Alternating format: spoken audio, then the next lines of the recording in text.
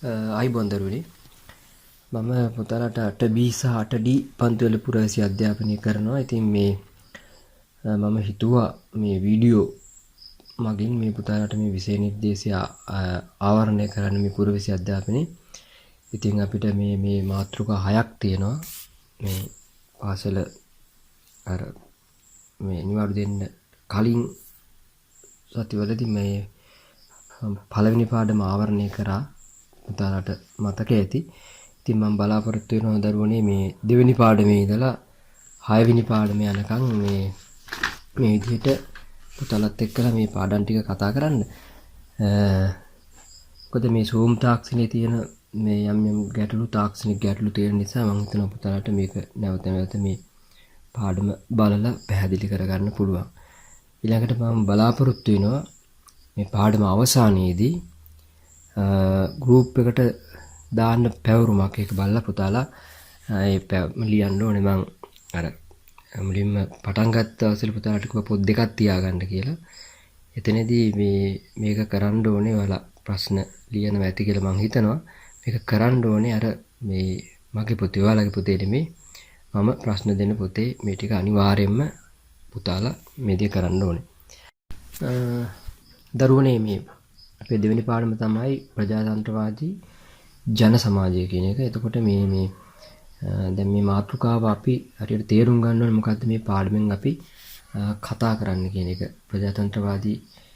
ප්‍රජාතන්ත්‍රවාදයේ මේ මොකද්ද මේ වචනේ තේරුම. ඊට පස්සේ මේ ජන සමාජය කියන එක නම් පුතාලා හඳුනගන්න දන්නවා. ජන සමාජය කියන එක නේද පුද්ගලයන් එකට එකතු වෙලා නේද මේ ජීවත් වෙන සමාජයක්. එතකොට මේ ජන සමාජය ගත්තෙන් පස්සේ දැන් මම මෙතන පුතාලට මේ පින්තූරයක් දීලා මේ තියෙන මේ වර්ණ ගන්නකො නේද විවිධ අත් තියෙනවා. දැන් මම මේකෙන් පුතාලට හිතුවේ මේ ජන සමාජයක විවිධ පුද්ගලයන් ජීවත් වෙනවා. දැන් විවිධ ජාතීන් ජීවත් වෙන්න පුළුවන් නේද? දැන් අපි ලංකාව ගත්තොත් එහෙම බහුසංස්කෘතික ජන සමාජයක්. සිංහල, දෙමළ, මුස්ලිම්, බර්ගර් ඒ වගේ ජාතීන් කීපයක් ජාතීන් මේ ජීවත් වෙනවා. බහුසංස්කෘතික ජන සමාජයක්. එතකොට මේ ජන සමාජය කියන එක පුතාලට ගැටලුවක් නැහැ. එතකොට මේ ප්‍රජාතන්ත්‍රවාදී ජන සමාජය මොකක්ද මේ ප්‍රජාතන්ත්‍රවාදී ජන සමාජය කියන්නේ? ඒකයි අපි මෙතනදී හඳුන ගන්න ඕනේ. හරි. එතකොට මේ මම පුතාලට මේක පාඩම ලේසි වෙන්න මේ මාතෘකා කිහිපය මේ ප්‍රධාන මාතෘකා කිහිපයකට මේ දක්වලා තියෙනවා. මාතෘකා 5ක්. පළවෙනි මාතෘකාව තමයි ප්‍රජාතන්ත්‍රවාදී දිවි පැවැත්ම කියන්නේ මොකද්ද? ළමා අයිතිවාසිකම් සහ යුතුයකම්, චිත්ත වේග, නායකත්වය, අනුගාමිකත්වය. මෙන්න මේවා තමයි තේමා 5. එතකොට දැන් මේ පාඩමට මේවා සම්බන්ධ වෙන්නේ කොහොමද කියන එක අපි ඉදිරියේදී සාකච්ඡා කරමු. හරි. දැන් මේ පින්තූරේ පුතාලට පේනවා ඇති මේ විවිධ වර්ණ වලින් තියෙනවා නේද? විවිධ ජාතීන්. එතකොට මේ අපි ජන සමාජයක ජීවත් වෙද්දී විවිධ ජාතීන් ජීවත් වෙනවා නේද? විවිධ ආගම් අදහන අය, විවිධ සංස්කෘතීන්, විවිධ චාරිත්‍ර වාරිත්‍ර මේ පිළිපදින අය. ඉතින් ඒක නිසා මේ මොකද්ද මේ ප්‍රජාතන්ත්‍රවාදී ජන සමාජය කියන්නේ කියන එක අපි බලමු මේ මාතෘකාව ඔස්සේ. අපේ ප්‍රධාන මාතෘකාව ප්‍රජාතන්ත්‍රවාදී දිවි පැවැත්ම. මේකේ අපි දැන් මුලින්ම ප්‍රජාතන්ත්‍රවාදී ජන සමාජය කියන්නේ මොකද්ද කියන එක හඳුනගමු. ප්‍රජාතන්ත්‍රවාදී ජන සමාජය. ජන සමාජය කියන එක පුතාලට යම් සරල අවබෝධයක් තියෙනවා. එතකොට මොකද්ද මේ ප්‍රජාතන්ත්‍රවාදය? ප්‍රජාතන්ත්‍රවාදය කියන එක අපි හඳුන ගන්න ඕනේ. මේක සරල අර්ථය වෙන්නේ ප්‍රජාතන්ත්‍රවාදය කියන එකේ දැන් මේක කොටස් දෙකකින් අපිට කතා කරන්න පුළුවන්. මේක ඇත්තටම ප්‍රජාතන්ත්‍රවාදයේ පාලන ක්‍රමයක් වගේම ජීවන ක්‍රමයක්. දැන් පාලන ක්‍රමයට අදාළව තමයි අපිට මේ වචනේ ඇහෙන්නේ දේශපාලන වේදිකාවේ නේද? ප්‍රජාතන්ත්‍රවාදී පිළිබඳව. එතකොට මේ ප්‍රජාතන්ත්‍රවාදය පාලන ක්‍රමය කියලා කියන්නේ ඇත්තටම මේ ජනතාවගේ කැමැත්ත අනුව පාලනය වෙන පාලන ක්‍රමයක්. දැන් අපි වර්තමානයේ ගත්තොත් එහෙම අපි දන්නවා මේ අපි පාලනය වෙන්නේ පාර්ලිමේන්තුවෙන් නේද? පාර්ලිමේන්තුවෙන්. එතකොට ඒ පාර්ලිමේන්තුවට පුද්ගලයන් පත් කරලා යවන්නේ ජනතාව. එතකොට මේ ජනතාව නියෝජනය කරනවා ඒ පාර්ලිමේන්තුවට තේරීපත් වෙන මැති ඇමතිවරු. රයිට්. එතකොට පුතාලට දැන් සරල අවබෝධයක් ඇති මේ ප්‍රජාතන්ත්‍රවාදය කියන්නේ මොකක්ද කියන එක. එතකොට හැබැයි මේකේ මේ මුලින්ම මේ ප්‍රජාතන්ත්‍රවාදය කියන එකේ අදහස එන්නේ ඇත්තටම ග්‍රීසියෙන් තමයි මේ තොරතුරු වාර්තා වෙන්නේ. ඒක පෞර රාජ්‍ය තුල තමයි මේ ප්‍රජාතන්ත්‍රවාදය කියන මේ ප්‍රජාතන්ත්‍රවාදය පෞර රාජ්‍ය තුල තිබිලා තියෙනවා. දැන් පුතාලා ගිය අවුරුද්දේ ඉතිහාසයට ග්‍රීසිය ගැන කතා කරන්න ඇති. එතකොට මේ ග්‍රීසියේ තිබුණේ මේ ප්‍රජාතන්ත්‍රවාදී පාලන ක්‍රමයක්. දැන් ඒකේ ඇත්තටම මේ ප්‍රජාතන්ත්‍රවාදී පාලන ක්‍රමේදී මේ සමානාත්මතාව සහ මානව නිදහස අගය කළා. ප්‍රජාතන්ත්‍රවාදී සමානාත්මතාවය සහ මානව නිදහස. සමානාත්මතාවය කියලා කියන්නේ සියලු දෙනාට සමාන සැලකීම. දැන් මේ පින්තූරයෙන් පුතාලට පේනවා ඇති මේ අපිට යම් අදහසක් ගන්න පුළුවන් මේ පෞර රාජ්‍යයක සියලු දෙනා එකතු වෙලා නේද පුරවැසියන් විශේෂයෙන්ම පිරිමි අය මේ පුරවැසියන් එකතු වෙලා මේ යම් කිසි විදියකින් යම් සාකච්ඡාවක යෙදෙනවා පුතාලට පේනවා ඇති. එතකොට ඒ වගේ පාලන ක්‍රමයක් තමයි තිබුණේ ග්‍රීසියේ. එතකොට ප්‍රජාතන්ත්‍රවාදය කියන එක දැන් පුතාලට සරල අවබෝධයක් ආවා. දරුවනේ මේ අපිට මේ පාඩමේදී ඇත්තටම වැදගත් වෙන්නේ මේ ජීවන ක්‍රමය ගැන. ප්‍රජාතන්ත්‍රවාදී ජන සමාජය කියන එක මේ අපිට මේ ජීවන ක්‍රමයක් එක්කලා තමයි මේ කතා කරන්න. ඔයාලට වැදගත් වෙන්නේ ඒක ජීවන ක්‍රමය. එතකොට මේ අපි බලමු මේ ප්‍රජාතන්ත්‍රවාදී ජන සමාජයක් කියන්නේ මොකක්ද කියන එක. මේක මේ ජන සමාජ ප්‍රජාතන්ත්‍රවාදී ජන සමාජයක් කියන්නේ මොකක්ද කියන එක පුතාලට පොතේ තියෙන දරුවනේ පොතේ තියෙන මේ තේමාව මේ වාක්‍යයක් ලොකු දිග වාක්‍යයක් තියෙන. ඉතින් මම ඒක කොටස් 5කට කඩලා පුතාලට මේ තේරුම් ගන්න පහසුවට මම ඒක කොටස් 5කට කඩලා තියෙනවා. මම ඒක කියවන්නම්. මෙන්න මෙහෙමයි තියෙන්නේ. නිදහස හා සමානාත්මතාවයේ පදනම් කරගනිමින් සහයෝගයෙන් කටයුතු කරන බහුතර මතයට ගරු කරන ස්වයං විනයකින් හෙබි සම්මුතියෙන් තීරණ වලට එළඹෙන ජීවන ක්‍රමයක් ප්‍රජාතන්ත්‍රවාදී ජන සමාජයක් වේ. දරුවනි බලන්න දැන් මේ ප්‍රජාතන්ත්‍රවාදී ජන සමාජයක් කියලා අපි හඳුනගන්නේ එකේ නිදහස සමානාත්මතාවයේ පදනම් කරගෙන නේද? නිදහස තියෙන ඒ ජන සමාජයේ ඊළඟට හැමෝටම එක විදිහට තමයි සැලකන්නේ සමානාත්මතාවයකින්. ඊළඟට හැමෝම එකතු වෙලා සහයෝගයෙන් කටයුතු කරනවා නේද? ඒතකොට කිසි දෙයක් වෙනස් විදිහට සැලකන්නේ නැහැ. ඊළඟට බහුතර මතයට තමයි ගරු කරන්නේ. ඒ කියන්නේ Tamanට ස්වයං විනයක් තියෙනවා. ඊළඟට සම්මුතියෙන් තීරණ වලට එළඹෙන ජීවන ක්‍රමයක්. නේද? එතකොට දැන් අපි වාගේ බහුසංස්කෘතික සමාජයේ නේද පුතාලා දන්නවා දෙමළ මුස්ලිම් සිංහල ඒ වාගේ මේ විවිධ ජාතීන් ජීවත් වෙන සමාජයේ නේද? මේ එතකොට මේකෙදි ප්‍රජාතන්ත්‍රවාදී ජන සමාජයක් කියන්නේ ඒ වාගේ මේ ජන සමාජයක හැමෝම එකතු වෙලා ජීවත් වෙන ජන සමාජයක්. මේකෙදි පුතාලට මම මේ දැන් ස්වයං විනය කියන්නේ මොකක්ද කියන එක සහ සම්මුතිය කියන එක වචන දෙක පල්ලෙහෙන් මම අර පාද සටහන් වලින් පුතාලට මේ දක්වලා තියෙනවා. මේ වචන හරි වැදගත් නිසා ඒක තේරුම් ගන්න. දැන් අපි නිදහස සමානාත්මතාවය කියන එක අපිට දන්නවා. ඊළඟට සහයෝගය කියන එක අපි දන්නවා. ඊළඟට බහුතර මතයට ගරු කරන්නේ දැන් මොකම මතයට ගරු කරන.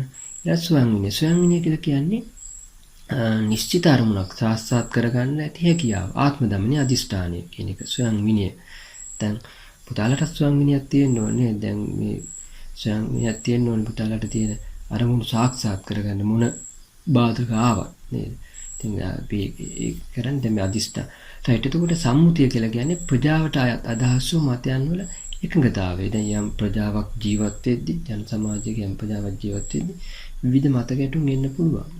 එන්න පුළුවන් එහෙම එනවා. ඉතින් මේ අදහස් වූ මතයන් වල එකඟතාවයක් තියෙන්න ඕනේ. අවසානයේ එකඟතාවයක් තියෙන්න ඕනේ.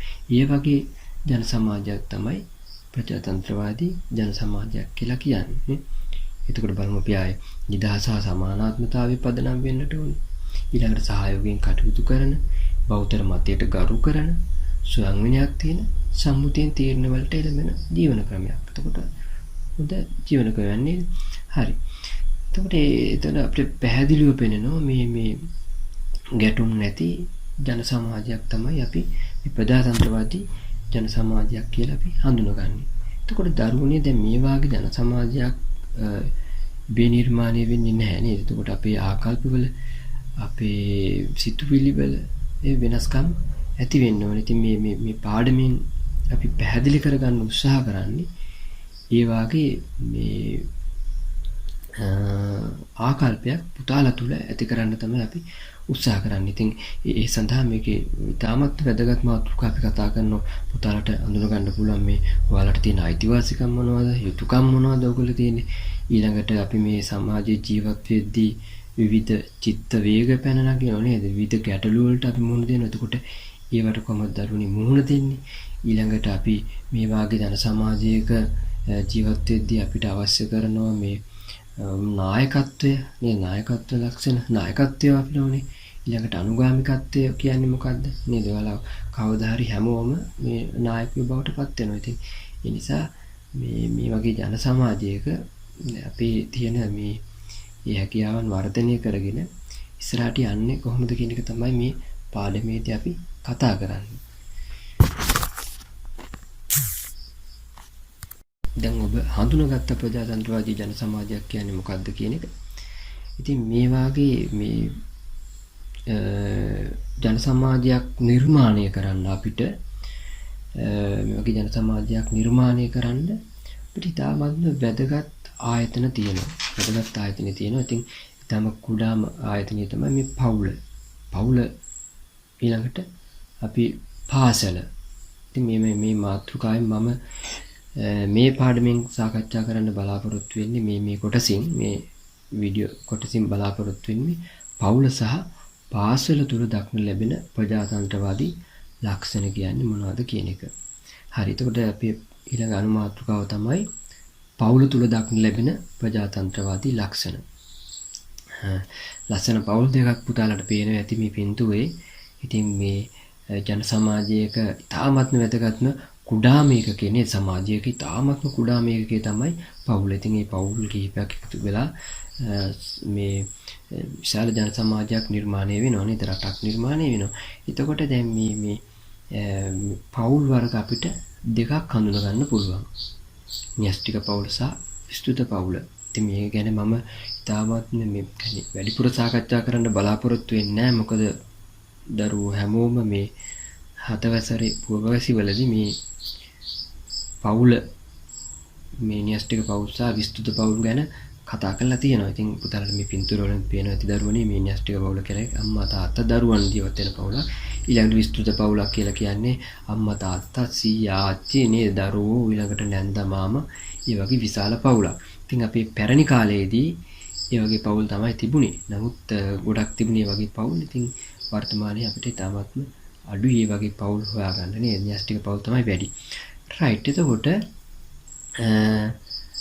මේ වගේ පවුලක මේ සමාජිකයෝ ඉන්නවනේ. මේ සමාජිකයෝ දැන් බලන්නකො අම්මා තාත්තා, මේ අක්කා නංගි මල්ලි අයියා අක්කා, ඒ වගේ සමාජිකයන් ඉන්නවා. ඉතින් මේ පවුලේ සෑම සමාජිකුණු විවිධ කාර්යයන් සහ වගකීම් පැවිල්ලා තියෙනවා නේද? දැන් පුතාටත් තියෙන වගකීමත් සහ විවිධ කාර්ය නේද? වගේ වැඩිමහල් අයියලා අක්කලා ඉන්නවනම් ඒත් මේ විවිධ කාර්යයන් පැවරලා තියෙනවා. එතකොට මේ වැත්තටම ඊටමත්ම සුහදව, සාමූහිකව, ඊටමත්ම අවබෝධයෙන් යුක්තව පිටපිටීමට මේ වග බලා ගන්න ඕනේ. ඒක ඇත්තටම දරුවනේ මේ යුතුයකමක්. දැන් මං පුතාලගේ පැත්තෙන් කතා කරොත් එහෙම පුතාලට තියෙන විවිධ කාර්යයන් තියෙනවා නේද? විවිධ වගකීම් තියෙනවා, විවිධ යුතුයකම් තියෙනවා. ඉතින් ඒවා කරන්න ඕනේ නේද? මේ දැන් පුතාලා මේ පාසල් ශිෂ්‍ය විදියට නේද ඉගෙන ගන්න දරුවෝ විදියට ඉගෙන ගැනීම තමයි ඔයගොල්ලන්ගේ කාර්ය සහ වගකීම. ඒක නිසා පුතාලා ඒ දේ හොඳින් කරන්න ඕනේ. දැන් අපි බලමු පවුල තුල දැකිය හැකි ප්‍රජාතන්ත්‍රවාදී ලක්ෂණ කියන්නේ මොනවද කියන එක නේද? දැන් අපි හඳුනාගත්තානේ ප්‍රජාතන්ත්‍රවාදී ලක්ෂණ නේද? ප්‍රජාතන්ත්‍ර ජන සමාජය ගැන නේද? හැමෝටම මේ සමානාත්මතාවයෙන් සලකන නේද? සහයෝගයෙන් ඉන්න, ඒ වගේම බෞද්ධ මතයට ගරු කරන නේද? ඒ වගේම Tamanට ස්වයං විනයක් තියෙන, සම්මුතියෙන් තීරණ වලට එළඹෙන ජන සමාජයක්නේ. ඒතකොට අපි බලමු දැන් ඒ වගේ ලක්ෂණ තියෙනවද කියලා මේ පවුල තුල. හරි. එතකොට අපි අඳුරගත්තා මේ සමාජයේ තියෙන කුඩාම ඒකකයේ පවුල. ඊළඟට ඒකේ පවුල් වර්ග දෙක අපිට දකින්න හම් වෙනවා. විස්තృత පවුල සහ න්‍යෂ්ටික පවුල. එතකොට පුතාලාට මේ පවුලේ සමාජික විවිධ කාර්යයන් පැවරිලා තියෙනවා. ඒවා ඒ සහ වගකීම් පැවරිලා තියෙනවා. එතකොට ඒවා අවබෝධයෙන් පුතාලා කරන්නට ඕනේ. රයිට්. එහෙනම් අපි බලමු මුලින්ම දැන් මේ ලක්ෂණ මොනවද කියන එක ප්‍රජාතන්ත්‍රවාදී. දැන් ඔයාලගේ පවුලට අදාළ මේක අපි පුතාලා හිතන්න. දැන් ආදරය සහ රැකවරණය මේ දරුවන්ට හම්බෙනව නේද? දැන් අම්මා තාත්තා ආදරේ, එහෙම නැත්නම් ආච්චි සීයා ආදරේ වලට නේද? අයියලා අක්කලා නංගිලා මල්ලා ආදරේ. එතකොට ඒ වගේම රැකවරණයක් තියෙනවා, නිවසක් තියෙනවා, නේද? පවුලක් තියෙනවා. ඒක නිසා ඒක ප්‍රජාතන්ත්‍රවාදී ලක්ෂණයක්. ඊළඟට මේ සාකච්ඡා මගින් දැන් එහෙම ආදරය සහ රැකවරණේ නැති අයත් ඉන්නවා නේද? අපි දකිනවා නේද? ළමා නිවාස තියෙනවා. ඒ වගේ නේද? ඊළඟට අපි දැකලා තියෙනවා මේ වැඩිහිටි නිවාස. ඒ වගේ අහිමි වෙච්ච ඒවා නේද? ඉතින් ඒ නිසා ඒ වගේ ඒවත් සමාජය අපිට දකින්න හම් වෙනවා. නමුත් අපි පවුලක තියෙන ප්‍රජාතන්ත්‍රවාදී ලක්ෂණය තමයි ආදරය සහ රැකවරණය. ඊළඟට මේ සාකච්ඡා මගින් විවිධ තීරණ වලට එළඹෙන සාකච්ඡා මගින් මේ විවිධ තීරණ වලට නියෝගයක් ඇතුළේදී නේද සාකච්ඡා කළා තමයි මේ විවිධ තීරණ වලට එළඹෙන්න. උදාහරණයක් විදිහට අපි ගත්තොත් එහෙම පුතාලා අපි හිතමු මේ විවේකයේ ගත කරන්න විනෝද වෙන්න. දැන් මේ කාලේ නම් බෑ ඉතින් නේද කොවිඩ් ඉඳන්. විවේකයේ ගත කරන්න විනෝද වෙන්න මේ කොහරි යනවා කියලා හිතන්න. එතකොට ඒක සාකච්ඡා කරලා තමයි මේ තීරණයට අපි මෙහෙ යමු කියලා සාකච්ඡා කරලා තමයි තීරණ ගන්නෙ නේද? ඉතින් අපි ඉදිරියේදී ඒ ගැන අපි කතා කරනවා.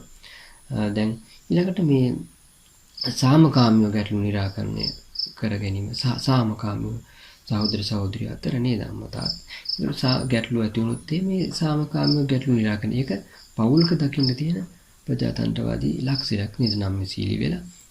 ඊළඟට මේ සාමූහික නිවසේ කටයුතු වලට හවුල් වීම. දැන් අපි උදාහරණයක් විදිහට බලමුකෝ සමගියෙන් නිවසේ කටයුතු වලට හවුල් වෙන්න පුළුවන්. දැන් අපි හිතමු ගේ පිරිසිදු කරනවා කියලා. එතකොට ඒකේ පුතා ඇතුළු අයියලා අක්කලා ඉන්නවා නම් මේ බෙදා හදාගෙන නේද එකතු වෙලා ඒ කටයුතු කරන්න පුළුවන්. ඕනම් මිදුල මේ පරිසරය කියන්නේ මේ ඔයාලා ගිවත්ත සුද්ධ කරනවා නම් එහෙම නැත්නම් දැන් ගෙදර උයලා පිරෙන අම්මා තාත්තා කියන්නේ අම්මා උයනවා නම් ඉතින් අම්මට මේවට උදව් වෙන්න පුළුවන්. එතකොට ඒක මේ පෞලක තියෙන ප්‍රජාතන්ත්‍රවාදී ලක්ෂණය. ඊළඟට සමානාත්මතාවයෙන් කටයුතු කරන එක මේ හැමෝටම මේක සමානම නේද? මේ නංගි සුදුයි කියලා එම වැඩි සැලකිල්ල එහෙම නැතුව නේද? හැමෝටම එක වාගේ ආදරය කරන එක. සමානාත්මතාවයෙන් කටයුතු කරනවා. මේ වෙනස්කමක් කරන්නේ නැතුව. ඒ වගේ එකක් තමයි අපි මේ හඳුනගන්නේ පෞලක තියෙන ප්‍රජාතන්ත්‍රවාදී ලක්ෂණය. ඊළඟට අනුන්ගේ මත ඉවසන එක, සවන් දෙන එක නේද? අම්මලා තාත්තට සවන් දෙන්න ඕනේ නේද? ඊළඟට දෙමව්පියන්ගේ වැඩිහිටි නායකත්වයට කරු කරන්න ඕනේ. දැන් පුතාලගේ ගෙදර ඉන්නෙකු මේ අම්මා කියන්නේ නායකයා තමයි තාත්තා. එහෙම නැත්නම් තාත්තයි අම්මයි නේද? ගෙදර ඉන්න නායකයෝ. එතකොට මේ නායකත්වයට ගරු කරන්න ඕනේ. ඊළඟට පුතාලට මේ දරුවන්ට මේ පුතාලට අයියලා අක්කලා ඉන්නවනම් ඒ අය තමයි ඔයගොල්ලන්ගේ වැඩිහිටියෝ. ඉතින් ඒ නායකත්වයට ගරු කරන්න ඕනේ නේද? අපි ගැටලු ඇති කරගන්න නරකයි. ඊළඟට තමන්ගේ අයිතිවාසිකම් බුද්ධ විඳින්මින් යුතුයකම් ඉටු කිරීම. තමන්ට අයිතිවාසිකම් තියෙන. ඒ වගේම යුතුයකම් ඉටු කරන්න ඕනේ. දැන් තමන්ගේ අයිතිවාසිකමක් තමයි හොඳින් ඉගෙන අපි මේ කොටසත් අපි ඉදිරියේදී කතා කරන විස්තරාත්මකව තමන්ගේ අයිතිවාසිකමක් තමයි හොඳින් ඉගෙන ගන්න එක නේද? එතකොට ඒ අයිතිවාසිකම බුද්ධ විඳින්මින් මේ තමන්ගේ යුතුයකම් ඉටු කරන්න ඕනේ. නේද? හොඳින් ඉගෙන ගන්න ඕනේ. අපි ඒක විස්තරාත්මක ඉදිරියේදී කතා කරමු. හරි. දැන් මේක සාකච්ඡා කරේ අපි පෞලක තියෙන ප්‍රජාතන්ත්‍රවාදී ලක්ෂණ. පුතලට ආදරය සහ රැකවරණය තියෙනවා. ඊළඟට ඔයගොල්ලෝ ගෙදරදී සාමකාමීව තමයි ගැටලු निराකරණය කරගන්නේ. ඊළඟට අයියලා අක්කලාගේ නායකත්වයට අම්මා තාත්තගේ නායකත්වයට ගරු කරනවා. අයියලා අක්කලාගේ මත ඉවසනෝනේ සවන් දෙනවා. ඊට පස්සේ මේ තමන්ගේ අයිතිවාසිකම් භුක්ති විඳින්මින් යුතුයකම් ඉටු කරනවා. ඕගොල්ලෝ එකතු වෙලා සාමූහිකව නිවසේ කටයුතු වලට හවුල් වෙනවා. එතකොට මේ ලක්ෂණ සියල්ල ගත්තාම ඊටමත් පැහැදිලිව පුතාලට අපිට පේනවා මේ ඊටමත් යහපත් පවුලක් විදියට මේ සමාජය ගත කරන්න පුළුවන්. ඒතරුනේ අපි දැන් කතා කරා මේ ප්‍රජාතන්ත්‍රවාදී පවුලක දකින්න පුළුවන් ප්‍රජාතන්ත්‍රවාදී ලක්ෂණ කතා කරා. ඊළඟට අපි කතා කරන්න යන මාතෘකාව තමයි මේ දරුවන්ට ප්‍රජාතන්ත්‍රවාදී අත්දැකීම මූලික වශයෙන් ලැබෙන්නේ පවුල. අපි කියපු පවුල දැන් අපි ප්‍රජාතන්ත්‍ර ජන සමාජයේ මේ පුළුල් මාතෘකාව නේද? එතකොට ඒකෙදි අපි මේ ප්‍රජාතන්ත්‍රවාදී ජන සමාජය කියලා කියන්නේ මොකක්ද කියන එක අපි කතා කරානේ. ඒ කියන්නේ අපි නැවත මතක් කරගත්තොත් එහෙම නිදහස සමානාත්මතාවය පදනම් කරගනිමින් නේද? සහයෝගයෙන් කටයුතු කරන, බහුතර මතයට ගරු කරන, ස්වයං විනයක් තියෙන, සම්මුතියෙන් තීරණ වලට එළඹෙන සමාජයක් තමයි ප්‍රජාතන්ත්‍රවාදී ජන සමාජයක් විදිහට අපි හඳුනගන්නේ. එතකොට මේ වාගේ දැන් අපි අනිත් අයට සමානව සලකන ආකල්පයක් ඇති කරගන්න එක සහයෝගයෙන් කටයුතු කරන එක නේද? එතකොට මේ නිදහස සමානත්වතාවයේ පදනම වෙන්නත් ඕනේ. එතකොට Tamanට ස්වයං විනයක් තියෙන්නත් ඕනේ. එතකොට මේකේ මේ වගේ ජන සමාජයක ජීවත් වෙන්න මේ වගේ ජන සමාජයක් ඇති කරගන්න පුරුද්දක් ඇති වෙන්නේ. ඒ කියන්නේ පුරුද්දක් ඇති වෙන කියන්නේ මේ අත්දැකීම අපිට ලැබෙන්නේ මේ වගේ ජන සමාජයක් ගොඩනගා ගන්න අපිට අත්දැකීම ලැබෙන්නේ ඒ දරුවන්ට ඒ අත්දැකීම ලැබෙන්නේ මූලික වශයෙන්ම පවුලෙන්. එයි කොහොමද ඒක ලැබෙන්නේ? දැන් අපි කතා කරා මේ දෙමව්පියන්ගේ වැඩිහිටියන්ගේ නායකත්වයට ගරු කරන එක නේද? එහෙම ගරු කරනවා නම් ඒ පුද්ගලයා ඒ කියන්නේ ඒ දරුවා වැඩිහිටියෙක් වුණාට පස්සේ නේද මේ සමාජයේ ජීවත් වෙද්දී එයා මේ අනිත් අයගේ නායකත්ව ගුණාංග පිළිගන්නවා. ඊළඟට එකිනෙකාට සවන් දෙනවා නේද? සහෝදර සහෝදරියන්ට සවන් දුන්න කෙනා මේ සමාජයේදීත් මේ එකිනෙකාට සවන් දෙන්න ඉගෙන ගන්නවා. ඊළඟ අනිත් අයගේ මතවලට අදහස් වලට ගරු කරනවා. සහායයෙන් කටයුතු කරන්න ජීවත් වෙනවා. ඒක නිසා මේ පවුල තමයි ඊටමත් කුඩාම ඒකකයේ සමාජයේ කුඩාම ඒකකයේ විදිහට පවුල තමයි ඊටමත් වැදගත් වෙන්නේ මේ ප්‍රජාතන්ත්‍රවාදී අධ්‍යක්ීම් ධර්මවලට ලැබෙන මූලිකම ඒකකය. ඒක අපි මේ සමාජ ආයතනයක් විදිහට මේ පවුල ගැන මුලින්ම අපි කතා කරේ මේ ප්‍රජාතන්ත්‍රවාදී ජන සමාජය කියන එක කියන පාඩමේදී. ඊළඟට මේ පවුලකින් ඇත්තටම ළමයින්ට දරුවන්ට ලැබෙන සෙනෙහස, ආදරය, කරුණාව, දයාව, රැකවරණය, පෝෂණය වගේ දේවල්. ඒක නිසා සමාජයේ යහපැවැත්ම වගේම මේ දරුවන්ගේ යහපැවැත්ම වගේම සමාජයේ යහපැවැත්මත් ඒකෙන් තීරණය වෙනවා. එතන දැන් මේ පුතාලට ආදරය ලැබෙනවා, සෙනෙහස ලැබෙනවා, කරුණා, දයාව. එහෙම සමහර වෙලාවට මේ අපිට මේ ඒ කියන්නේ මේ ආදරේ නෑ ඒ වගේ දැනෙන අවස්ථා තියෙනවා නේද? වැඩි වැටහීම් නිසා තියෙනවා. එතකොට නමුත් මේ පවුල තුලින් දෙමව්පියෝ අම්මලා තාත්තලා නේද? දරුවන්ට ආදරේ. ඉතින් ඒ කරුණාව දයාව දක්වන. දැන් එහෙම ලැබෙන්නේ නැති අයට මොකද වෙන්නේ? එහෙම ලැබෙන්නේ නැති දරුවෝ මේ සමාජය තුල ඉන්නෝ නේද? අපි සමහර වෙලාවට ඒ වගේ දකින්න විවිධ අපරාධකාරයන් වෙලා නේද? කරුණාව දයාව නැති අය නේද? එතකොට ඒ වගේ සමාජයේ තියෙන අපරාධකරුවන්ගේ ඉතිහාසය බැලුවාම මේ වගේ අපිට දකින්න හම් වෙන පොඩි කාලේ ආදරය, සෙනෙහස, කරුණාව ලැබිලා නැහැ වෙන්න පුළුවන් නේද? ඒ වගේ. ඉතින් ඒක නිසා ඒ හේතුව නිසා මේ පවුලක තියෙන ප්‍රජාතන්ත්‍රවාදී ලක්ෂණ මේ හේතුව නිසා මේ දරුවන්ගේ යහපැවැත්ම වගේම මේ සමාජයේ යහපැවැත්ම තීරණය කරනවා. තීරණය වෙනවා. ඉතින් මේ ඊළඟට මේ අනිත් කාරණේ තමයි මේ දරුවන් හා වැඩිහිටියන් අතර එකිනෙකාගේ යුතුයකම් සහ වගකීම් නිසි පරිදි ඉටු කිරීම අතරම කාගෙත් යහපතට හේතු වෙනවා නේද? දැන් අපි පවුලක් ගැන මේ අපි කතා කරන්නේ පවුලේ තියෙන ප්‍රජාතන්ත්‍රවාදී ලක්ෂණනේ. ඒක මේ දරුවන් හා වැඩිහිටියන් අතර එකිනෙකාගෙන් වෙන්න ඕන යුතුයකම් සහ වගකීම් නිසි පරිදි ඉටු කිරීම කාගෙත් යහපත. දැන් දෙමව්පියන්ගෙනුත් තියෙනවා මේ යුතුයකම් සහ වගකීම්, දරුවන්ගෙනුත් තියෙනවා නේද? වැඩිහිටියන්ගෙනුත් තියෙනවා, දරුවන්ගෙනුත් තියෙනවා. ඉතින් මේ දෙක යුතුයකම් සහ වගකීම් නිසි පරිදි ඉටු වුණාම කාගෙත් යහපතට හේතු වෙනවා.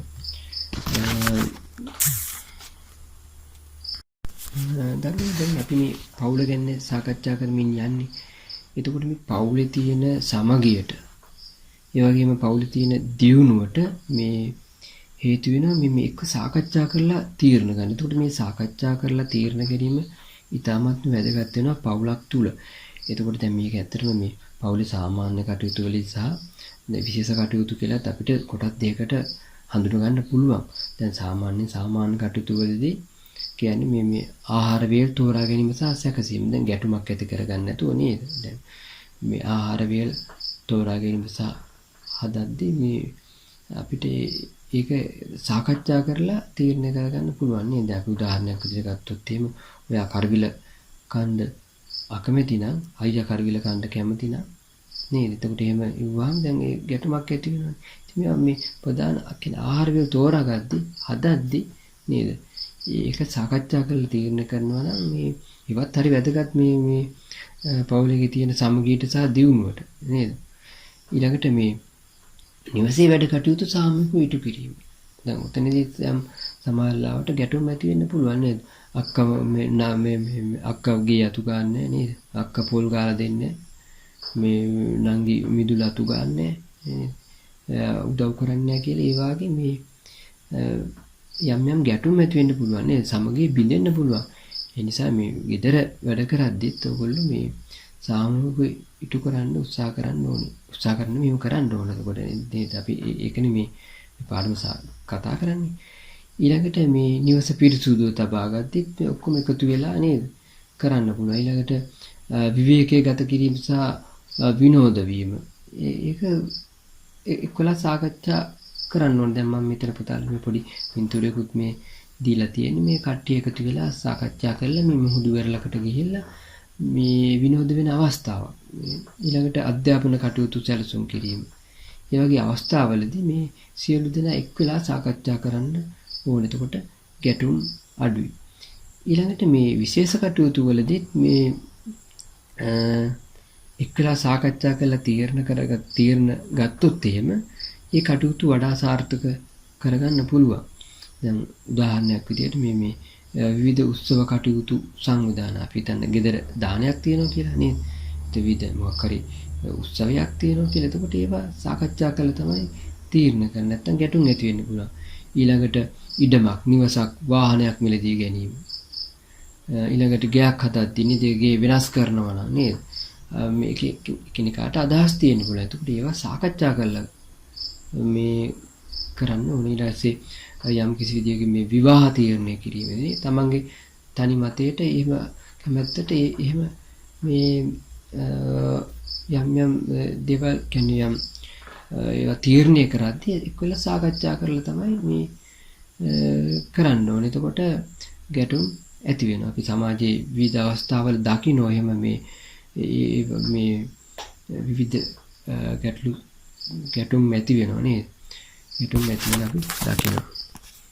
එතකොට මේ ගෙදරක ඇත්තටම දැන් අපි හොඳ දේවල් ගොඩක් කතා කරන්නේ පවුලක තියෙන නේද? හොඳ දේවල් ගොඩක් කතා කරා. එතකොට ඒ වගේ ගෙදරක මේ සාමකාමී පරිසරයක් තමයි තියෙන්නේ. එතකොට පුතාලට පුළුවන් ඔයගොල්ලන්ගේ හැකියාවන් මේ යම් හැකියාවන් වර්ධනය කරන්න ඉගෙන ගන්න. මේ හැකියාවන් වර්ධනය කරගන්න පුළුවන්. ඉතින් මේ අනිත් එක තමයි මේ දරුවෝ මේ නිවසේ තියෙන නිදහස භුක්ති විඳිද්දිත් මේ වැඩිහිටියන් නායකත්වයේලා සලකන්න ඕනේ. වැඩිහිටියන් දැන් අපි දැන් විතරම කියපු දෙයක් තමයි පුතාලාට මේ ෆෝන් ගේන්න එපා නේද? දැන් ෆෝන් පාවිච්චි කරනවා නේද? එහෙම ස්මාර්ට් ෆෝන් එහෙම පාවිච්චි කරනවා විවිධ ගැටලු නිසා. නමුත් දැන් ඒක අපිට දැන් පුතාලාට ඒක පාවිච්චි කරන්න අපිට කියන්න වෙලා තියෙනවා. මොකද මේ තත්ත්වෙත් එක්කලා නේද පුතාලාට තේරෙනවනේ. එතකොට දැන් දැන් මේ නිදහස අයුතු විදියට භුක්ති විඳින්න හොඳ නැහැ නේද? දැන් මේක දැන් Zoom කියලා මේ Zoom වැඩසටහනක් තියෙනවා කියලා දැන් මේකේ ගේම් ගහනවා නම් ඒ වාගේ විවිධ YouTube ගිහිල්ලා ඒක කාලේ මේ කාදමනවා නම් ඒකේ තේරුමක් නැහැ. ඒක නිසා මේ වැඩිහිටියෝ නායකත්වයට සලකන්න ඕනේ. ඊළඟට ඒගොල්ලන්ගේ උපදෙස් මගපන්නියම ලබා ගන්න ඕනේ. ඊළඟට මේ පවුලේ කටයුතු වලට සහයෝගය දක්වන එක පුතාලගේ වගකීම. එතකොට එතනදී පවුල විතරක් නෙමෙයි පවුලේ දියුණුවත් ඇති වෙන ඒ වගේම මේක සමාජයේ දියුණුවට නේද? මේ පවුල එකතු වෙලා මේ සමාජය නිර්මාණය වෙන්නේ. එතකොට සමාජයේ දියුණුවත් ඒ තුලින් ඇති වෙනවා. දරුවනේ දැන් අපි සාකච්ඡා කරා මේ පවුලක තියෙන ප්‍රජාතන්ත්‍රවාදී ලක්ෂණ නේද? දැන් ප්‍රජාතන්ත්‍රවාදී ජන සමාජය කියන එක අපි හඳුනාගත්තා නේද? මේ සමානාත්මතාවයෙන් කටයුතු කරන, සහයෝගයෙන් කටයුතු කරන, ස්වයං විනයක් තියෙන මේ වාගේ අපි කිව්වා මේ ප්‍රජාතන්ත්‍රවාදී ජන සමාජය මේ වගේ ජන සමාජයක් නිර්මාණය කරගන්න ඉතාමත්ම වැදගත් වෙන කුඩාම ඒකකයේ තමයි අපි පවුල කියලා කියන්නේ. එතකොට අපි පවුල ගැන සාකච්ඡා කරා. ඊළඟට වැදගත් වෙන ආයතනය තමයි පාසල. ඉතින් පුතාලගේ ජීවිත කාලේ සෑහෙන කොටසක් කුඩා කාලයේ සිට මේ යොවුන් විය දක්වා නේද? මේ යොවුන් විය දක්වා ගත කරන්නේ පාසලේ ශිෂ්‍යයෙකු හෝ ශිෂ්‍යයෙකු විදියට තමයි පාසලේ තමයි ගත කරන්නේ. දැන් නේද අවසනාවකට මේ විවසනේ හින්දා මේ පුතාලට පාසල් එන්න බැරි වෙලා තියෙනවා. නමුත් දෙකත්තුත් එම් පාසල් ශිෂ්‍යයෙක් විදියට තමයි මේ ළමා වියේ ඉඳලා යොවුන් විය දක්වා පුතාලා ගත කරන්නේ. එතකොට මේ හැම කෙනාගේම අරමුණ වෙන්න ඕනේ මොකද්ද? තමාටත් සමාජයට ප්‍රයෝජන දෙන ජීවන අරමුණු කරා ළඟා වෙන එක තමයි අපේ මේ අරමුණ වෙන්න ඕනේ. ඒක නිසා උත්තර ඉගෙන ගන්න ඕනේ නේද? ඒක නිසා ඒකට අපිට මඟ පෙන්වන්නේ මොකද්ද? පාසල. ඒ පාසලේ තියෙන නිදහස සම්පත්‍ය අවස්ථා ප්‍රයෝජනට අරගෙන හැකියාස දක්ෂතා දියුණු කරගන්න ඕනේ. එතකොට පුතාලගේ අනාගතය මේ තීරණය වෙනවා මේ පාසලේ කොහොමද මේ ගත කරන නේද? අවුරුදු 11ක් 12ක් විතර පුතාලා ගත කරන ඒ කාලය තුල මේ ඔයාලගේ අනාගත ජීවිතය තීරණය වෙනවා. ඉතින් තමන්ගේ හැකියාව වර්ධනය කරගන්න පුළුවන් නේද? දක්ෂතා දියුණු කරගන්න පුළුවන්. ඒක නිසා ඊටමත් වැදගත් ආයතනයක් තමයි පාසල කියලා කියන්නේ. ඉතින් මේ ඒකේ දැන් ප්‍රජාතන්ත්‍රවාදී ලක්ෂණ තමයි මේ දැන් බලන්නකො දැන් විවිධ පරිසරයන්ගෙන් මේ විවිධ අය එනවනේ දුප්පත්ද පොහොසත්ද නේද මුඩුක්කු පරිසරයෙන් එහෙම පාසලට විවිධ සමාජ වලින් පාසල තුලට මේ දරුවෝ එනවා නේද? මම මේ මුඩුක්කු එහෙම කියලා කිව්වේ එහෙම ඒවා පහත් විදියට සලකන්නේ මේ නේද? විවිධ පරිසරයන්ගෙන් දරුවෝ එනවා නේද? ටවුන් එකෙන්ද ගමෙන්ද ඒ විදියට. නමුත් මේ සියලු අධ්‍යාපන අවස්ථා සමානව තමයි මේ ලබා දෙන්න කටයුතු කරලා තියෙන්නේ. ඒක පුතාලා දන්නවා නේද? එතකොට ඒක පාසලක තියෙන ප්‍රජාතන්ත්‍රවාදී ලක්ෂණයක්. ඉතින් ඒත් එක්කම පුතාලට නිදහස් අධ්‍යාපනය ලබන්න අවස්ථාව තියෙනවා. මේ පොඩි කෙනෙක් ප්‍රාථමික අධ්‍යාපනයේ ඉඳලා විශ්වවිද්‍යාල අධ්‍යාපනය දක්වා ඒ වගේ නිදහස් අධ්‍යාපනය ලැබීමට සමාන අවස්ථා රාශියක් හිමි වෙනවා. ඒක පුතාලට ලැබිච්ච භාග්යක් නිදහස් අධ්‍යාපනය. හැබැයි අපිට මේ 47ට 8ට පෙර මේ නිදහස් අධ්‍යාපනයක් තිබුණේ නැහැ. නේද? මේ බ්‍රිතාන්‍ය යුගයේදී නේද? ඒක නිදහස් අධ්‍යාපනයක් තිබුණේ නැහැ. ඒක මේ නිදහස් අධ්‍යාපනය අපිට ලබා දෙන්න කටයුතු කරේ CWW කන්නංගර මහතා නේද? නිදහස් අධ්‍යාපනය අපි පළවෙනි පාඩමෙන් අර පොදු සේවා පාඩම යටතේ අපි සාකච්ඡා කරා. මේ අධ්‍යාපනයේ කොහොමද මේ නිදහස් අධ්‍යාපනය අපිට ලැබුණේ කොහොමද කියන එක. එතකොට ඒක පුතාලා ලැබිච්ච භාග්යක් මේ නිදහස් අධ්‍යාපනයේ මුක්ති විඳින්න සම්බන්ධයෙන්. දැන් අපි බලමු මේ පාසල තුල තියෙන ප්‍රජාතන්ත්‍රවාදී ලක්ෂණ. ඉස්කෝලේ කොහොමද මොනවද තියෙන ප්‍රජාතන්ත්‍රවාදී ලක්ෂණ. එතකොට මේ පාසලෙත් මේ නායකත්වයට ගරු කරනවා. විවිධ නායකත්වයෙන් අපි දකිනවා නේද? අපි ඉහළම ඉන්නේ කවුද? විදුහල්පතිතුමිය නේද? ඊළඟට නියෝජ්‍ය විදුහල්පතිවරු ඉන්නවා. ඊළඟට ශ්‍රේණි භාර අංශ භාර එහෙම මේ ඒ විදිහට ඉන්නවා නේද? ඉතින් මේ නායකත්වයට අපි ගරු කරන්න ඕනේ. ඊට පස්සේ ශිෂ්‍ය නායකයෝ ඉන්නවා. ඊට පස්සේ පන්ති නායකයෝ. ඒ නායකත්වයට අපි ගරු කරන්න ඕනේ. ඒක පාසල තුල තියෙන ප්‍රජාතන්ත්‍රවාදී ලක්ෂණයක්. මොකද අපි මේ සමාජයට යද්දිත් අපි මේ පාසලෙනුත් අපි ඉගෙන ගන්න ඕනේ. අපි මුලින්ම පවුලෙන් නායකත්වය ගැන ඉගෙන ගත්තා. ඊට පස්සේ පාසලෙන් නායකත්වය ඉගෙන ගන්නත් අපි සමාජයට යද්දී ඒ ප්‍රජාතන්ත්‍රවාදී ජන සමාජයක් ඉබේම ගොඩ නැගෙනවා. ඊළඟට සහයෝගයෙන් යුතුව කටයුතු කරන්න අපි ඉගෙන ගන්න ඕනේ පාසලේ. පාසලේ ඕනෑම කටයුත්තකදී නේද? දැනට අවුරුදු අවුරුදු දෙකකට කලින් නම් වෙසක් උත්සවය සමරද්දී පුතාලා සහයෝගයෙන් වෙසක් කූඩු හැදුවා. නේද? දැන් එහෙම අවස්ථාවක් නැහැනේ. එතකොට ඒක එතකොට සහයෝගය ගැන එකට එකතු වෙලා කණ්ඩායම් හැංගීම මේ ගැන පුතාලට අවබෝධයක් ලැබෙනවා. එතකොට ඔයාලා කවදා හරි සමාජයට ගියාම මේ විදිහට හැසිරෙනවා නේද? එතකොට ඒක අපි පාසල තුලින් අපි එදී ඉගෙන ගන්න. ඊළඟට අධ්‍යාපනයේ භෞතික සම්පත්, පෙළ පොත්, නිල ඇඳුම්, පුස්තකාල, ක්‍රීඩා වෙනත් පාසුකම් සමානව ලැබෙනවා. ඒක ප්‍රජාතන්ත්‍රවාදී ලක්ෂණයක්. නේද? විවිධ මේ ආර්ථික මට්ටම් වල සිසුයන් පාසලට එනවා නේද? උපත්ත පොහොසත්ද කියලා නැහැ. මේ භෞතික සම්පත් නේ ඔය ඩෙස් එක පුටුව හැමෝටම එක වගේ නේ. පෙළ පොත් දෙන හැමෝටම දෙනවා. ඊට පස්සේ නිල ඇඳුම් හැමෝටම දෙනවා. පුස්තකාල, ක්‍රීඩා වෙනත් පාසුකම් ඒ සමාන ලැබෙනවා. ඒක පාසලක තියෙන ප්‍රජාතන්ත්‍රවාදී ලක්ෂණයක්. හැමෝටම සමානව තමයි දෙන්නේ. දැන් මේ ඊළඟට සාකච්ඡා මගින් නිවැරදි තීරණ වලට එළඹෙනවා. ඊට පස්සේ පාසල තුල පවතින පොදු නීති රීති සම්ප්‍රදායන් පිළිගැනීම ආරක්ෂා කරනවා නේද? අපි යම් කිසි පාසලක තියෙනවා නේද? නීති රීති තියෙනවා, සම්ප්‍රදායන් තියෙනවා. දැන් පුතාලට විනය නීති පද්ධතියක් වෙනම තියෙනවා නේද? ඒවා කියනවා දැන් මෙහෙමයි කොණ්ඩේ හැදෙන්න ඕනේ, මෙහෙමයි කලසම අඳින්න ඕනේ, මෙහෙමයි පෝල් ටික තියන්න ඕනේ, මෙහෙමයි මේ වගේ සපත්තු දාන්න, මේ වගේ මේස් දාන්න, මේ වගේ බෑග් ගේන්න. ඉතින් ඒවා නීති රීති තියෙනවා. ඊට පස්සේ ඉස්කෝලේ විවිධ සම්ප්‍රදායන් තියෙනවා. ඒක පිළිගැනීම් තියෙනවා. ඒවා ආරක්ෂා කරන්න ඕනේ. ඊළඟට මේ විවිධ සමිති ක්‍රියාත්මක වෙනවා පාසල් වල. සමිති සමාගම් වල තනතුරු ලබා ගැනීම, අදහස් ප්‍රකාශ කිරීම, ඡන්දය ලබා දීම. මේවත් මේ ඉස්කෝලේක තියෙන පාසලක තියෙන ප්‍රජාතන්ත්‍රවාදී ලක්ෂණයක්. මේ දැන් උදාහරණයක් විදිහට ගත්තොත් එimhe ශිෂ්‍ය නායකයෝ තෝරද්දී මේ ඡන්දයක් තියෙනවා. එතකොට නේද තනතුරු වලට තෝරගද්දී ඊළඟට පන්ති නායක නායිකා ඒවා දෙද්දි මේ හැමෝටම මේක ඒ තත්ත්වයට ගැලපෙනවා නම් ඒකට උත්සාහ කරනවා නම් ඒ දේවල් ලබා ගන්න පුළුවන්. එතකොට ඒක තියෙන්නේ පාසල තුල දකින්න තියෙන ප්‍රජාතන්ත්‍රවාදී ලක්ෂණය. ඊළඟට අපි දැන් තාමත් වැදගත් කාරණයක් තමයි මේ උපේක්ෂාවෙන් ජය පරාජය භුක්ති විඳීම සහ සාමකාමී ගැටලු නිරාකරණය කරගන්න අපි පාසල තුලින් පුහුණු වෙනවා. ක්‍රීඩා උත්සවවලදී නේද? අවුරුදු දෙකකට විතර කලින් මේ සිංහාසාන්තර ක්‍රීඩා උත්සවය පුතාලා පොඩි කාලේ තියෙන්නේ ඇතිනේ නේද? ඒ අත්දැකීම් ඇති. එතකොට ඒවා උපේක්ෂාවෙන් ජය පරාජය භුක්ති විඳින්න සාමකාමී ගැටලු නිරාකරණය කරගන්නේ පාසලෙන් තමයි නේද? ගැටුම් තුලින් පාසලෙන් තමයි ඉගෙන ගන්න. එතකොට ප්‍රජාතන්ත්‍රවාදී ජන සමාජයක් ඇති කරගද්දී ඒ ජන සමාජික ජීවත් වෙද්දී මේ ආකල්ප ඉතාමත් වැදගත් නේද?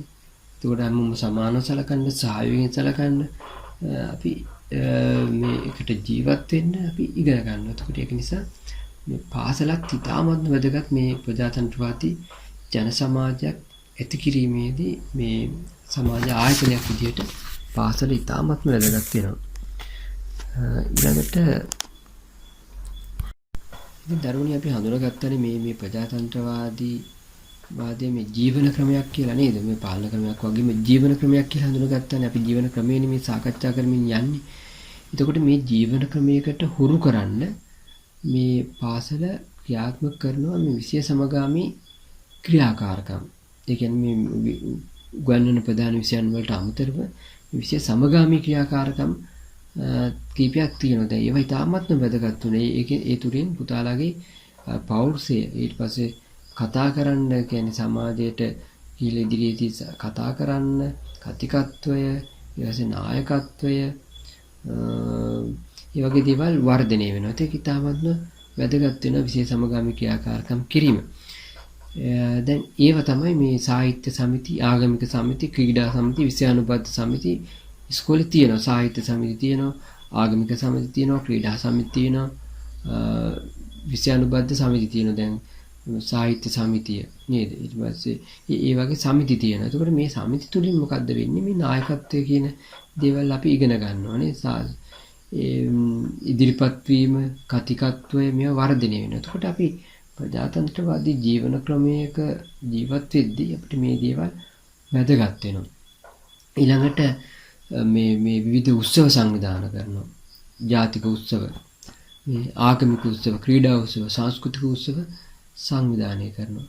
ඒවා තුලින් මේ අපිට ප්‍රජාතන්ත්‍රවාදී ජීවන ක්‍රමයක් තමයි හුරු වෙන්නේ. මේ සහයෝගයෙන් ජීවත් වෙන්න අපි ඉගෙන ගන්නවා. ඊළඟට මේ විවිධ වගකීම් ශිෂ්‍ය නායක, පන්ති නායක, විෂය නායක, ක්‍රීඩා නායක වශයෙන් මේ වගකීම් පැවරෙනවා. එතකොට මේ වගකීම් දරන අය මේ පුරුදු පුහුණු වෙනවා අනාගතයේ නායකයන් විදියට මේ සමාජයට නායකත්වයේ දෙන්න නේද?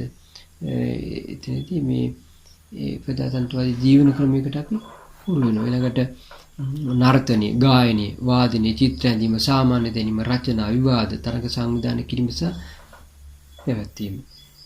මේවා තුලිනුත් අපේ මේ පෞරුෂයන් වර්ධනය වෙනවා නේද? හැකියාවන් වර්ධනය වෙනවා. මේ ඊළඟට ශිෂ්‍ය බට, පරිසර බට, බාලදක්ෂ ප්‍රථමාධාර සේවා පුහුණුවීම් අධ්‍යක්ෂින් ප්‍රථමාධාර සේවා පුහුණුවීම සහ අධ්‍යක්ෂින් ලබා දීම. ඊළඟට අධ්‍යාපන චාරිකා, ශ්‍රේෂ්ඨ චාරිකා, ගවේෂණ චාරිකා, විනෝද චාරිකා සංවිධානය කිරීම. ඒතර මේ සියලු දේවල් තුලින්ම මොකද්ද වෙන්නේ? අපි යම් මේ විශේෂ බාහිර ක්‍රියාකාරකම්, මේ විශේෂ සමගාමී ක්‍රියාකාරකම් මේවා තුලින් මේ පාසල් විෂයන් ඉගෙන ගැනීමට අමතරව අපි සමාජයේ ජීවත් වෙද්දී අපිට අවශ්‍ය කරන ඒ පෞරුෂය ගොඩනගා ගන්න පාසලේ මේ වගේ විශේෂ සමගාමී ක්‍රියාකාරකම් තියෙනවා. ඒකට ඒවා තුලින් පුතාලට මේ ශක්තිමත් පෞරුෂයක් නිර්මාණය වෙනවා. ඉතින් ශක්තිමත් පෞරුෂයක් තියෙන මිනිස්සු තමයි මේ වගේ ප්‍රජාතන්ත්‍රවාදී ජන සමාජයකට අවශ්‍ය කරන්නේ. ඉතින් දරුවනේ මේ අපි දෙවෙනි පාඩම අපි ප්‍රජාතන්ත්‍රවාදී ජන සමාජය කියන පාඩම යටතේ අපි පාඩම් කීපයක් කළා, මාතෘකා කීපයක් කරා.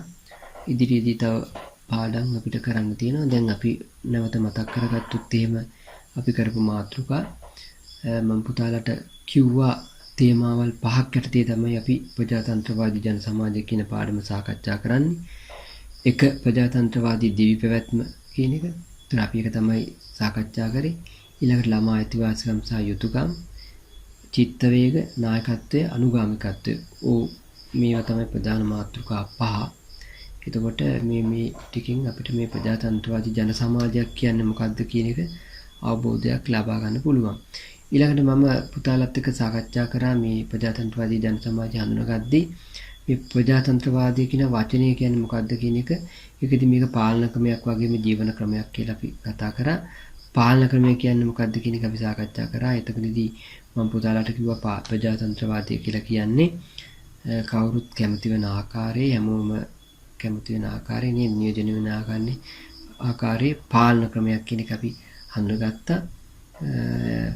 ඊළඟට අපි ඒක කිව්වා මේ ක්‍රීසිය තමයි ඒක මුලින්ම ආරම්භ වුණේ කියන එක. ඊළඟට අපි ජීවන ක්‍රමයේ යටතේ තාමත් වැදගත් කාරණා කතා කරා මේ ප්‍රජාතන්ත්‍රවාදී ජන සමාජයක් කියන්නේ මොකක්ද කියන එක. ඒක මම නැවත පුතාලට මතක් කරන්නම්. නිදහස හා සමානාත්මතාව පදනම් කර ගනිමින් සහයෝගයෙන් කටයුතු කරන, බහුතර මතයට ගරු කරන, ස්වයං විනයකින් හිබි සම්මුතියෙන් තීරණවලට එළඹෙන ජීවන ක්‍රමයක් තමයි ප්‍රජාතන්ත්‍රවාදී ජන සමාජයක් කියලා කියන්නේ. ඊළඟට අපි සාකච්ඡා කරා මේ වගේ ප්‍රජාතන්ත්‍රවාදී ජන සමාජයක් ඇති කරගන්න වැදගත් වෙන මූලිකම කුඩාම ඒකකය තමයි සමාජයේ තියෙන පවුල. එතකොට අපි පවුල ගැන සාකච්ඡා කළා. මේ න්‍යෂ්ටික පවුල, විස්තృత පවුල, ඊට පස්සේ පවුලක දකින්න තියෙන ප්‍රජාතන්ත්‍රවාදී ලක්ෂණ මොනවද කියන එක අපි කතා කරා. ඊළඟට මම පුතාලට කිව්වා දරුවන්ට ප්‍රජාතන්ත්‍රවාදී අත්දැකීම මූලික වශයෙන්ම ලැබෙන්නේ පවුලෙන්. නේද? පවුලෙන් කියලා අපි කතා කරා. ඊළඟට අපි කතා කරා මේ පාසල තුල දක්නට ලැබෙන ප්‍රජාතන්ත්‍රවාදී ලක්ෂණ මොනවද කියන එක. ඊළඟට අපි මේ ප්‍රජාතන්ත්‍රවාදී ජීවන ක්‍රමයක් කුරු කිරීම සඳහා පාසල ක්‍රියාත්මක කරන විශේෂ සමගාමී ක්‍රියාකාරකම් මොනවද කියන එක අපි සාකච්ඡා කළා. එහෙනම් දරුවනේ අපි ප්‍රජාතන්ත්‍රවාදී ජන සමාජය කියන පාඩමට අදාළව ප්‍රජාතන්ත්‍රවාදී දිවි පැවැත්ම කියන පළවෙනි අනුමාතෘකාව කතා කරා. එතනදී විශේෂයෙන්ම පවුල සහ පාසල ගැන තමයි අපි සාකච්ඡා කළේ. ඊළඟට දෙවෙනි අනුමාතෘකාව ළමා අයිතිවාසිකම් සහ යුතුයකම්. මම ඊළඟට කතා කරන්න බලාපොරොත්තු වෙන ළමා අයිතිවාසිකම් සහ යුතුයකම්. හරි. රයිට්. එහෙනම් දරුවනේ මේ මම පුතාලට මුලින්ම පටන් ගද්දි කිව්වා ගෲප් එකට ප්‍රශ්න ටිකක් දානවා කියලා අද කතා කරපු පාඩමට සම්බන්ධව. ඒ ටිකට පුතාලා අනිවාර්යයෙන්ම පිළිතුරු ලියන්න.